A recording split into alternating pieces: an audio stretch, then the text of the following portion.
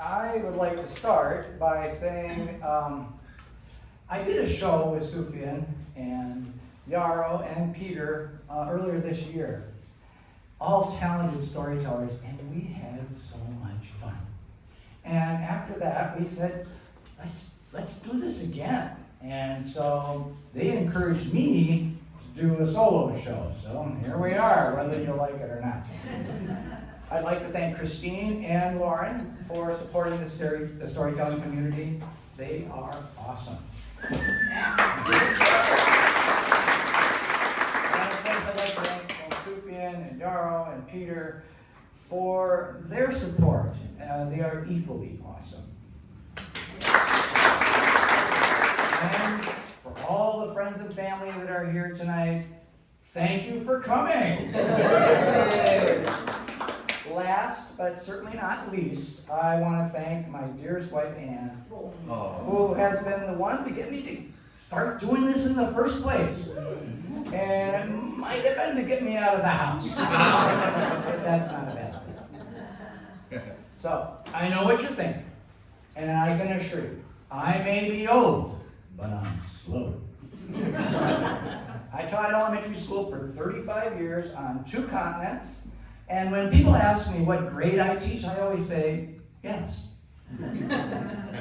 During those 35 years, I moved around, different schools, different grade levels.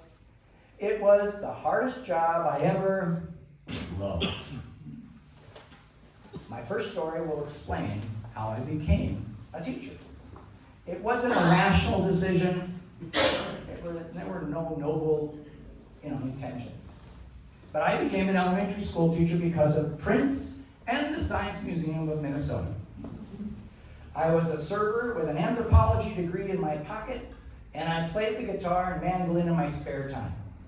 I had a pretty hard breakup, and it might have been because I didn't have a career. But another friend invited me to go to the Minnesota Grammy Awards. And we had a great time. All my favorite bands were there. The Replacements, Husker Du, and of course, Prince. It was a great night of inspiring music, and I went home happy. Purple Rain! But not for long. I got really sick with flu-like symptoms that evening, and by morning, I knew something was terribly wrong. And I called the only person I knew that had a car, my ex-girlfriend.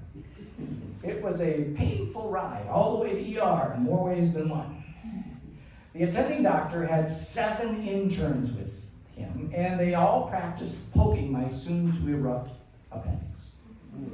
They decided I needed surgery immediately. I didn't care, I just wanted to stop poking me. In my white cloth cocoon, I rolled down the hallway towards the operating room. And in my foggy state, I still remembered I had to work that night at the restaurant. So I told the nurse I needed to stop and call the restaurant and tell them I wasn't coming in. And I saw her face come right over my head and looking down at me, very puzzled. And we stopped at a wall-mounted phone. Remember, it's 1984. And I called the restaurant and I said, I can't come in, I'm in a hospital. And the supervisor said, sure you are. And before I could even say anything more, she ripped the phone out of my hand and said, look, my patient needs to go to the operating room right away, and if you don't let him go, he could die. You want that on your conscience, bub? And I heard some mumbling, and she slammed the phone, and we took off.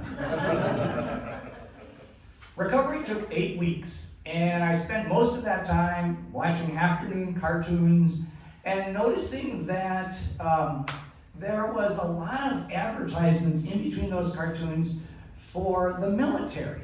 And at first it was kind of puzzling to see that, and then I realized they were looking at me. I was their demographic, a 27-year-old with no clear options. And I realized, okay, I'll try it. So I met Shorty, that was his real name.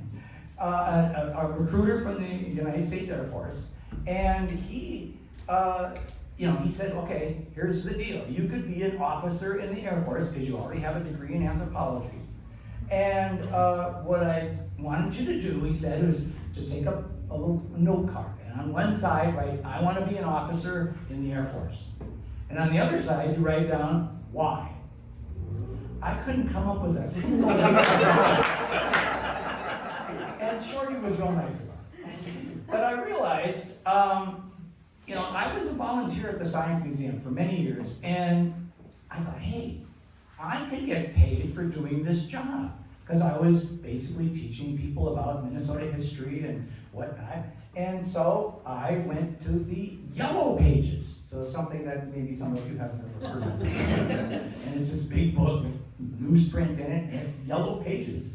And I looked under colleges, and I found the letter A, and I found Augsburg. And I went into Augsburg, and I went and visited their education department, and they said, we can get you a K-5 license in elementary school in 9 months. Simple. And I said, okay. So I signed a bunch of papers, took out a huge student loan, got all my books, signed up all the classes, and I attended class at Augsburg for 3 weeks before anything was approved. Again, it's 1984. So my life was divided into 3 parts. The one part was working in a restaurant, because I still had to make money. The other part was still going to the Science Museum. I still had to volunteer. And then the other part was, those 2 parts were at night. This part was during the day, and I was a full-time student. So during that time, I had to function somehow, and what I did, I came up on this plan. I went to the store and I bought a green wind-up kitchen timer. It had a rocket for a pointer, and I set it for perpetual 20 minutes. So, here's an example. I'd wake up, 20 minutes of coffee, ding. I'd eat, 20 minutes to eating, ding. Study, 20 minutes to study, ding. Go to take a shower, nope, no time. Forget it, ding. Write lesson plans, ding, yeah. And I was always doing something for school.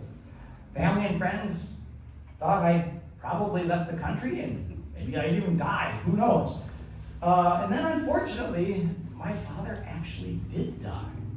And I had to call off all the finals, I had to call off everything and attend the funeral, and it was really a hard time for me. After the whole thing, with all this funeral stuff was over, I went back to Augsburg, and I finished those tests. I got those projects done. I got my finals done, and I got that K-5 licensure, and I landed in a first grade classroom. I found myself staring at 28 students, first graders, wondering how the hell did I get here? So I saw in the back 3 parents sitting with their arms crossed, staring at the new teacher, me. And there was one parent standing outside the classroom looking in the window. I was too overwhelmed to think about how weird that was, because I noticed to my right, a boy was just vigorously grabbing his tooth and suddenly pulled out his tooth and held it up in the air with blood going all over the place. That was the first 5 minutes of my teaching. And so I grabbed some paper towels, cleaned it up, and no sooner did I get that done when the boy next to him managed to get his tooth. And blood's all over the table again. Got that one down, got it all cleaned up, and even had those little brown envelopes that you put teeth in. I had that all, I was ready. And but I wasn't ready for this, because when I got the second guy cleaned up, I looked up and all 26 students were all with their eyes just yanking away. And I just said, it was like my first huge directive as a school teacher. I said, stop! Hands on your desk! Now! Don't move! I swear I saw one of the parents pulling on their teeth.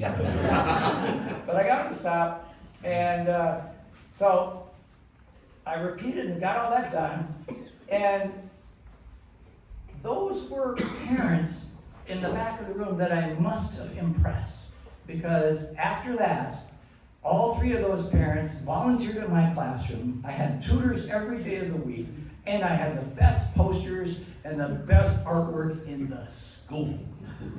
Yeah. Good for you.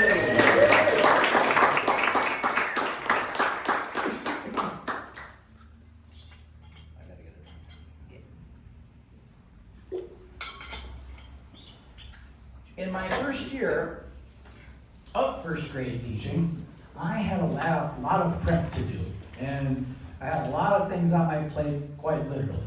But the school secretary, a kind older woman, had, I don't know how she did this, but she made Naugahyde name tags the size of license plates for all the first grade class. And one student, I'll call him Randy, had some interesting uses for that name tag. One of them was he used the string as floss and just kept on using it during that. Another use was he'd chew on the edges like a hamster.